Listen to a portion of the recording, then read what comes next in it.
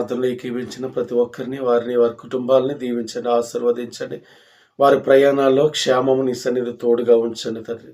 అలాగని ఈ ఉదయకాల వాక్యాన్ని ధ్యానిస్తుండగా నీవే మాతో మాట్లాడమని వాక్యం వినుచున్న మా అందరికీ ఆ వాక్యం దీవెనకరంగా ఆశీర్వాదకరంగా మార్చమని యేసయ్య నామములో అడుగుచున్నాం మా పరమ తండ్రి. ఆమేన్, ఆమేన్.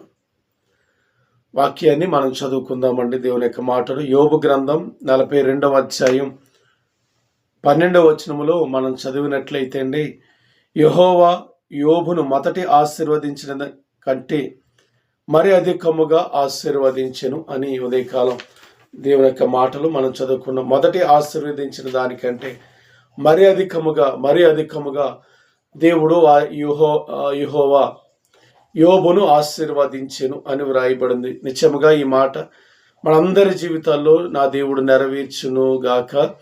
ఈ ఉదయకాలం ఇలాగ దేవుని మాటలు వినడానికి ప్రార్థనలో ఏకీభవించిన మీ అందరికీ కూడా యేసయ్య నామములో ప్రత్యేకమైన వందనాలు తెలియజేస్తున్నానండి. ప్రతి ఉదయకాలం ఇలా ఎంతో ఆసక్తిగా దేవుని మాటలు వింటున్నారు, ప్రార్థనలో ఏకీభవిస్తున్నారు. మా కొరకు కూడా మీరు ప్రార్థన చేస్తున్నారు.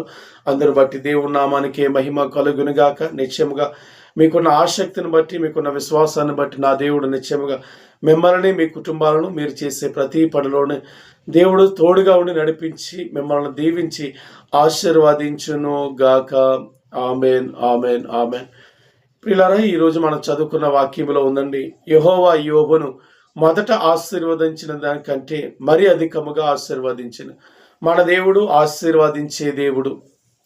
మన దేవుడు మనల్ని, మన కుటుంబాలని, మనం చేసే ప్రతి పనిని కూడా దీవెనకరంగా ఆశీర్వాదకరంగా మార్చే దేవుడు.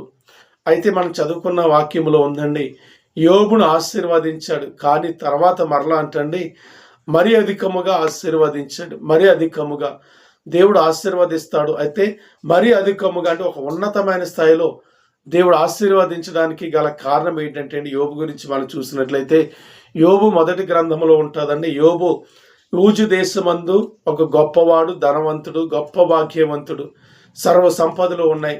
అంత మాత్రమే కాదు, బిడ్డలు, ఆస్తి, సంపదలు అన్నీ ఉన్నాయండి. అటువంటి ఐశ్వర్యవంతుడు, అటువంటి మంచి భక్తుల్ని దేవుడు ఏం చేశాడంటే ఒక్క రోజున మొత్తం తనకున్న ఆస్తిని, బిడ్డలను, సమస్తాన్ని కూడా దేవుడు తీసేసుకున్నాడండి. సమస్తం ఇంకా ఏమీ మిగలదని కట్టు బట్టలతో యోబు, తన భార్య ఇద్దరూ మాత్రమే మిగిలారండి.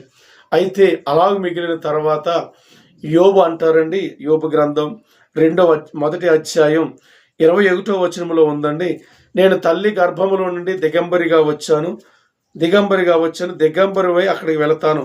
యెహోవా ఇచ్చెను, యెహోవా